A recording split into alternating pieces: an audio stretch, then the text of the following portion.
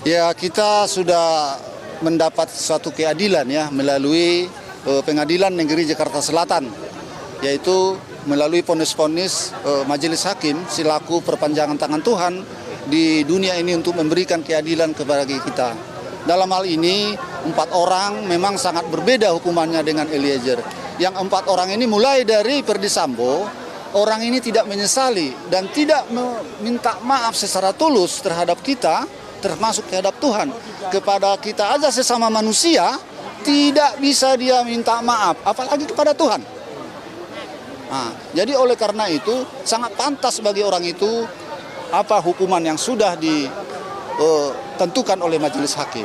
Kalau untuk Putri Chandrawati dikurung 20 tahun, Kuat 15 tahun, Ricky 13 tahun, sudah terpuaskan juga, Pak? Kita ya jangan berbicara soal puas, nanti seolah-olah ada unsur balas dendam. Oke. Nah, kita meminta keadilan ini bukan untuk menjadikan suatu balas dendam, kita ini menjadikan suatu efek jerak bagi pelaku-pelaku kejahatan. Jadi soal untuk Putri Chandrawati, dari awal saya sudah mengutarakan, saya tidak dari dialah pemantik permasalahan ini. Memang benar adanya, melalui keputusan hakim pun. Saya bukan orang hukum, saya bicara soal itu dari hati nurani. Ini Putri yang memulai semua ini. Dia yang membisikkan sama suaminya hal-hal yang tidak benar. Suaminya tersulut emosi. Padahal dia seorang jenderal bintang 2. Polisinya polisi, seharusnya dia sangat berpikir arif.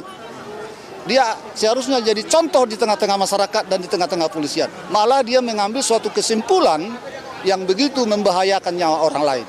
Oleh karena itu dia sudah menerima konsekuensinya.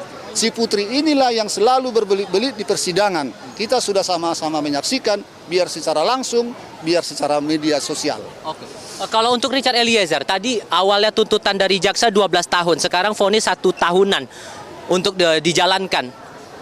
Sudah cukup adil menurut Anda? Ya, kita sudah melihat dari tuntutan-tuntutan dari jaksa penuntut umum ya.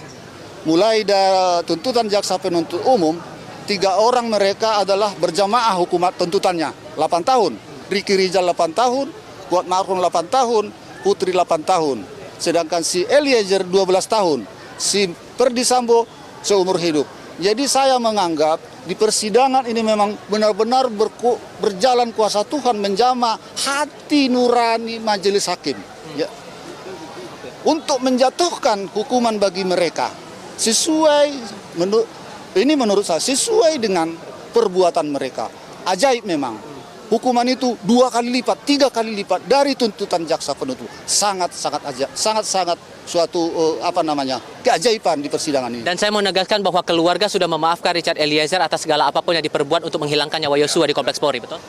Dari awal sudah saya katakan, dari dulu dia sudah datang ke hadapan kita waktu kita saksi, bersujud di hadapan kita, minta maaf. Dan dia berjanji untuk membuka apa yang dia tahu dan apa yang dia lihat. Dan dia sudah berterus terang mengakui kesalahan dia. Memang saya ikut menembak, tapi dalam keadaan terdesak diperintah. Itulah yang diutarakan sama kita. Ada beberapa terdakwa yang memutuskan untuk banding ke pengadilan tinggi begitu.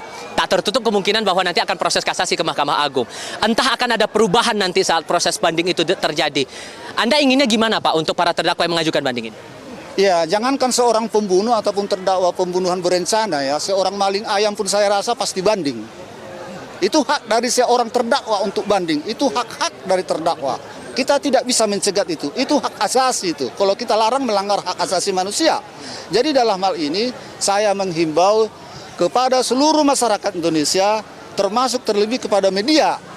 Mari kita sama-sama mengawal proses-proses hukum yang belum selesai ini. Ada lagi 3 tahapan lagi. Oke. Terakhir Pak, ini proses di peradilan tingkat pertama di pengadilan negeri sudah selesai. Maka keluarga besar almarhum Yosua untuk menatap masa depan, untuk menghadapi ke depannya, akan bagaimana Pak? Kita jangan melihat ke belakang dalam hidup. Kalau kita melihat ke belakang dalam hidup, kita nanti jadi jalan tempat jalan menjalani hidup ini. Jadi masa depanlah yang kita lihat ke depan. Yang berlalu, biarlah berlalu. Jangan kita selalu melihat. Jadi dalam Alkitab ada dibilang, istri si Lot.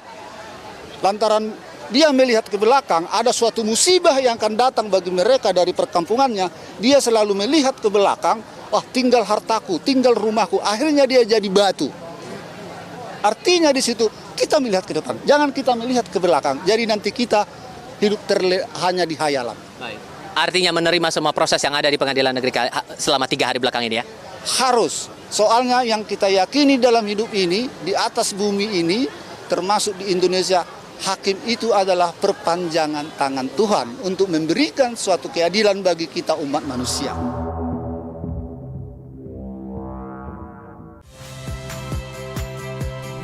Saya Agin Fridianto. Saksikan terus program-program Kompas TV melalui siaran digital, pay TV, dan media streaming lain. Kompas TV, independen, terpercaya.